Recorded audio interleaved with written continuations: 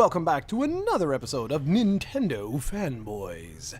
And we have a very special episode for you today, which is the top 10, or our top 10 favorite Nintendo Switch games as of May 2019. Even though we're recording this a couple days before May, it is what it is. So, as usual, we will alternate back and forth, counting down from number 10 all the way up to number 1. Usual disclaimers, as always, this is our own opinion. You probably have different lists, you have probably different games you've played, and blah, blah, blah, blah. And so, yeah, without further ado, shall we begin? Do you want to start it, or do you want me to start it? Yeah, go ahead. Okay, so my number 10 is The Mummy Demastered. The Mummy Demastered is a phenomenal game set very much like Alien Infestation, which Steven bought me on the DS ages ago, and is just a really wicked run-and-gun Metroidvania style game. If you haven't played The Mummy Demastered, I highly recommend you check it out. It's one of those games where if your main Marine dies, another one comes down to replace them. You have to go back, collect their loot set, pick it up, and then you can continue the game. It's very similar to Alien Infestation in that regard. Highly recommended game, and I don't think it gets enough love. That's my own personal opinion. All right, cool. I just want to note that we're really a simple system where number 10 game will get 1 point, and the number 1 game will get 10 points, and at the end of this, I'll compile the results, and we'll have a top 10 Project COE official Nintendo Switch list. Okay, for me, my number 10 is Yoshi's Crafted World, which is probably their most recent entry in this list. I had a blast playing that. I talked a bit about it a few podcasts ago, but really surprised the heck out of me. It's probably my favorite Yoshi game ever. Awesome platformer, very nice visual, so that's why I picked it up. And then after that, at number 9, I have Doom. Doom on the Switch absolutely rocks. I made a review of it for the channel, actually probably one of my most successful Switch reviews. Really, I love how the game makes you feel like a superhero, gives you weapons, and it's just non-stop action. There's a story in it if you want, but it's not about the story. It's just about action, and guns, all kinds of different types of guns, ridiculous guns, chainsaws. It's just an amazing game and really holds up well on the Switch. All right, I have not tried Yoshi's. What is it? Woolly World? Is that it? Crafted World. Woolly World. Sorry, Woolly World. Yeah, exactly. Okay. Okay, so I'm giving number 9 and number 8, right? And we go like that all the way. Okay. All right. So number 9 is a game that Steven gave me. It was an unexpected game because I didn't really hear anything about it, and that is Owlboy, another type of Metroidvania style game, another 2D game that I absolutely loved. It really blew my mind, to be honest with you guys. It most likely deserves to be a little bit higher on this list, but because I haven't played my Switch in a little while now, I'm just leaving it there. Excellent game, really excellent game. Did you ever get a chance to actually play that one? No, you never bought it for me, you ass. See? It's a sad world we live in. All right, number 8 is another downloadable title that was just awesome, man. Just an amazing game. And you're going to see there's like so many indie releases on here because I think really the Switch has done a really good job of highlighting a lot of these smaller indie developed games. And this one is Blossom Tales. This is a fantastic Zelda. I don't want to say Zelda clone because not a clone per se, but it's like an homage to The Legend of Zelda, and just it plays like it. There's even references to it and stuff.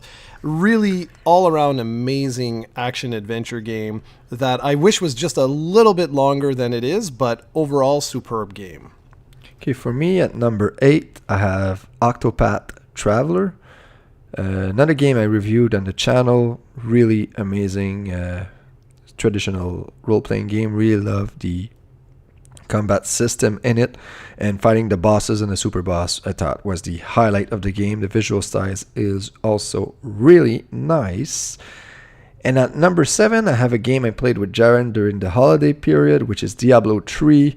Was really my first experience really enjoying this game. Jarrod taught me a lot about the game that I wasn't aware of, and really fun co-op game. We had a blast playing it, and I really think it shines on the Switch. Huh. That's funny, because my number 7 is Diablo 3. So that's kind of cute. Same sort of thing that you just said. I mean, it's an amazing game. I've played it before on a couple of other platforms, from PC to PlayStation to you name it. And I really enjoyed it on the Switch, and that's one of these that I actually want to play with Steven again and go through again, because it's just a really solid game. Looking forward to seeing the future of that franchise as well. Where am I? Number 6. Number 6 is Pokemon Let's Go Pikachu. This may have been a little bit higher, but I think the next installment in Pokemon is going to be way higher than this. This one, it was a really nice remake. I really enjoyed it for what it was. However, I wasn't too keen on some of the Pokemon Go gameplay elements, which is why it's a little bit lower on the list. But could you imagine Jarrod has a Pokemon game on his top 10? It's pretty crazy how times have changed. Yep, and for me at number 6, and Pokemon didn't even make my list, believe it or not, which is funny because I'm the Pokemon guy and you have Pokemon in your list. So number 6, I have Night in the Woods. Fantastic, kind of old school adventure game, but more with a platformer feel. Definitely focused on story. Really loved the visuals, and I thought that it really matched and hit me because of my small town origins. And then at number 5, I have Celeste. Celeste, probably one of the best platformer ever released. Fantastic game. Everybody loved it last year, and I just think that you really need to give it a chance and play it without the assist. It really worth it, and it also tells a fantastic story, which platformers are not known for. Yeah, that's another one. That's another one that I really gotta go through. So where am I? Number 5. This is interesting. So my top 5 really, I'll be honest, a lot of these could really be interchanged with each other. So currently my number 5 is Golf Story. Golf Story was a really fantastic 2D game that Steven introduced me to, actually. And I didn't really expect too much from this sort of like RPG / whatever golf game, but just really blew my friggin' mind. That's number 4. Am I done, or I'm losing track because my list is not actually in sequential order. Do I do number 4 or do? Yeah, you do number 4. So my number 4 is Bloodstained Curse of the Moon. Excellent game. Took me a little while because of school to actually get in on this. Steven, again, you were the one that went into this and you were all like, you got to play it. You call yourself a Castlevania fan. How dare you? You're a monster. You're the worst and everything. And Steven, as usual, was completely right. I really dropped the ball. It released at a bad time for me, but excellent game. I went through that game, I think, 6 or 7 times. Even after I had done all the different endings and gotten all the different stuff, I actually went back and played it again because it's the type of game you can finish in one sitting, but just harkens back to that classic Castlevania time. And like Steven's been saying for a long time now, and it's looking like he's going to be right again, that Curse of the Moon may actually end up being the better game when compared with Ritual of the Night. Is that it? Yep.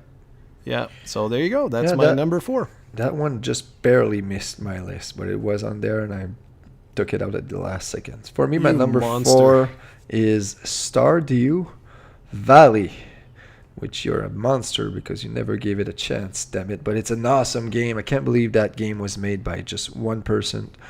Really, really shines on the Switch again. It's one of the best games on there, and I just can't believe, like I said, made by one person, and it's better than almost every game in its class, in its genre, like I like to say. So Stardew Valley, Awesome game. And then at number 3, I have Golf Story for all the reasons you mentioned before. Golf Story, fantastic golf game, but also a fantastic RPG. Doesn't take itself seriously at all, and it's just a blast to play through. And it's like a 20-hour game that will feel like a 2-hour game. It goes by just so fast. All right. Well, my number 3 is Super Mario Odyssey. I loved it. In last podcast, when we were talking about, I think it was last podcast or the podcast before, I had mentioned that it was a really surprising game to me. And I stand by that. And it really felt like what Super Mario 64's vision was way back in the day, but due to hardware limitations and things of that nature, they were able to, do what they did. And I mean, I'm a big fan of Super Mario 64 in and of itself, but Mario Odyssey was like, this is like the 3D Mario game I sort of always dreamed of. Just absolutely loved it. Number 2 for me is a game that isn't even released yet, on the Switch in North America, which I don't understand, and that is Dragon Quest Builders 2. I fell in love with Builders 2. I think it perfected just about everything that was wrong with Dragon Quest Builders 1. It's not the perfect game. There's some frame rate issues, and if you're a big Minecraft fan, they do hold your hand still a little bit with some blueprints and stuff like that. But I just found it infused itself with more Dragon Quest-ishness, if that makes sense. And I just loved it. I really did. I really hope you guys check that one out when it comes out in a month or two, because it comes out on my birthday, you bastard. Does it 12th, really? Well, July 12, which you need to buy. I can buy that for you. Birthday gift. Sure, I can do that. I can do that for real. I can do that because it's breathtaking. I loved it. I truly loved it. So my number 2. My number 2 is The Legend of Zelda: Breath of the Wild, and I think this will be your number 1, so I will let you talk about it. I'll give you the honor, but I'll just say that it's probably the best open world game ever made. And my number 1 favorite Switch game of all time as of May 2019 is, drumroll, The Messenger. One of the best games ever made, period. It's a mix of like Link to the Past, Contra, Ninja Gaiden, whatever you want. It's a classic 2D game that turns into a Metroidvania later on, that has a really great humoristic story that can be played in French Quebecois, Jarrod's native tongue, and is hard as nails, takes 20 hours, and once you finish it, you'll play it again. It's just amazing. The Messenger, just need to play it, and it's on everything now. It's on the PlayStation 4 and Xbox One, I believe. It's on PC, everywhere. Just play the damn game. Awesome game, The Messenger, my number 1 game on the Switch. Well, that's probably going to be the game I play while I'm on the plane, because that's heading to Asia, because that is on my list, okay? Just so we're clear, that is on my list. I want to check that one out, because it does look right up my alley. I won't lie. And Shovel Knight's new game that they're Yacht Club Games? Their new game looks very similar to it, so looking forward to that too.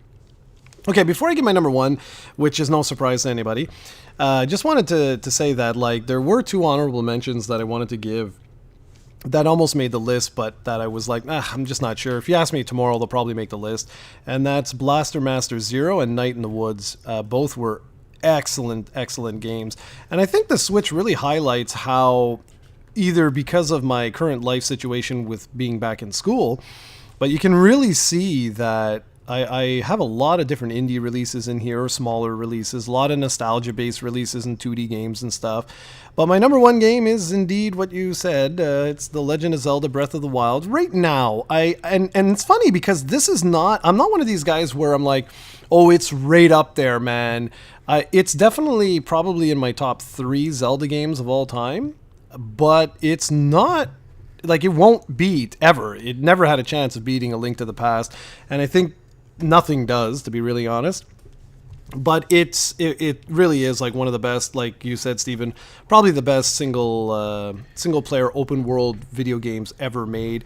Even some of the little annoyances that I had with the game, which for me was that It rained at the most inopportune times, but I never got frustrated. I never was like, "Oh, this sucks," or anything like that. And I don't know how Nintendo's going to actually top this. I don't even know how they're going to make a sequel to this, because no matter what, a sequel won't be the same as this. The only thing that I can say about this, and why I say it won't, it never really had a chance of going up against A Link to the Past, I think it's because the dungeons themselves were my biggest disappointment with the game. That I didn't enjoy them as much as traditional based, old school, I guess now we'd say, Zelda games. But everything else, man, I just thought it was a real masterpiece, and I can't wait to see where the series goes from here. And considering we already know that we're getting a Link's Awakening remake, I'm kind of happy, because it's like, I think we're going to get like some sort of middle ground between these beautiful, lush open world games, and then you'll get either remakes or some, more simplistic designed Zelda games, or traditional based designed Zelda games. So happy about that. So that's my number one. Awesome. So I have compiled the list. While I do that, would you be kind enough to think up of a quick blast from the past while I do this? Yeah, sure. I have one. I wrote it right here. Okay, so do you want me to say the final list? Yeah, sure. Go ahead. So it's going to end up being a top 11 games, because we have a few ties. And at 11th and 10 tied with 5 points each, we have Night in the Woods and Pokemon Let's Go Eevee, Let's Go Pikachu. At number 9 with 5 points, we have Celeste. Celeste. I made an error here. Won't take me long. Right here. Okay, I see what I did. Okay, so at number 9 with 5 points, we have Celeste. At number 8, it's a tie for number 8 and number 7, which is Bloodstain, Curse of the Moon, and Stardew Valley. Our number 6 game is Diablo 3. Our number 5 game with how many points? I have it here. 8 points. Okay, so Diablo 3 and Mario, are tied at 6 and 5, with both have 8 points. So Diablo 3 and Mario Odyssey, 6 and 5. At number 4 with 9 points is Dragon Quest Builders 2.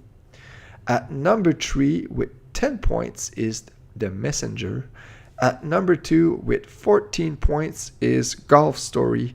And our grand winner with 19 points is The Legend of Zelda Breath of the Wild. So there you have it, Project Sui's top 10 best games as of May 2019 on the Nintendo Switch. I think this was rigged. All right, so I guess then that's it's my cue to talk about a blast from the past. You all right? Yes. Okay, so this is one that I'm hoping, according to my schedule, this has not been mentioned before, but I don't trust myself. So, fingers crossed. It's a Super Nintendo game that, let's see if I can get Steven to guess what this is, but I'll be nice. It's what inspired The Messenger. So, Super Nintendo game that inspired The Messenger and Yacht Club Games' next game. And it contains more than one game on it. And it's one of the most expensive games you can buy today on the SNES. Do you know what it is yet? No. Really? Okay. It's Ninja Gaiden Trilogy. Yeah, I never heard of that game. Are you joking or are you serious? serious? I never heard of a Ninja Gaiden trilogy on this SNES. I know obviously the Ninja Gaiden NES games, but I did not know they remade them for the Super NES. Yeah, they did. And it is, I mean, I don't really have much to say about it. It's what you would expect, right? It's the original 3 games just ported over to the SNES. But it was, I'm not going to lie, okay? Ninja Gaiden is one of those games that I had basically Steven syndrome when I was younger. I've since developed quite a thick skin for games. Like, I get frustrated and stuff like that, but I usually keep at it. But back in the day, for whatever reason, I don't know why, Ninja Gaiden was the one series that annoyed the living hell out of me. it like Castlevania with the Medusa heads, no problem. I've beaten every Castlevania game that I ever played. But Ninja Gaiden, I don't know what it is. It just pissed me off something fierce. Like, I hated the placements of enemies and the respawning and all of that. But for whatever reason, I just love the series. I always did. But it's like the one series that I was never able to get through, even on like Xbox and stuff like that. Like, I don't know what it is. It's like they're just... I don't know. It's like it's just too hard for me. But that is a great game that I'm hoping one day gets ported to one of these like services or something, because it would be really cool to just go back and revisit the whole series. And I think Ninja Gaiden is available on the NES application, right? Yes, you're right. Yeah, but I think it's just the original. I don't think the others are. But anyways, so that's it. That's my blast from the past. All right, well, there we go. All right. Well, that was a nice, quick podcast. This is terribly disappointing. It's supposed to be 3 hours. This is our third podcast of the day, so it was going to be a bit shorter, but that's okay. At least we'll have something for when you're away in the land of the rising sun. Yeah, and guys, I'm going to do my very best to take some video, take some pictures. I just ask everybody, do keep in mind that it is a business trip, right? So I am unaware of how much free time I'm actually going to have. But I do promise you guys I will do my absolute best to do what I can, okay? All right, everybody. Well, again, 2 weeks from now, I'm on vacation. So there's no problem. We will have podcasts up the yin-yang. All right, everyone. Take care.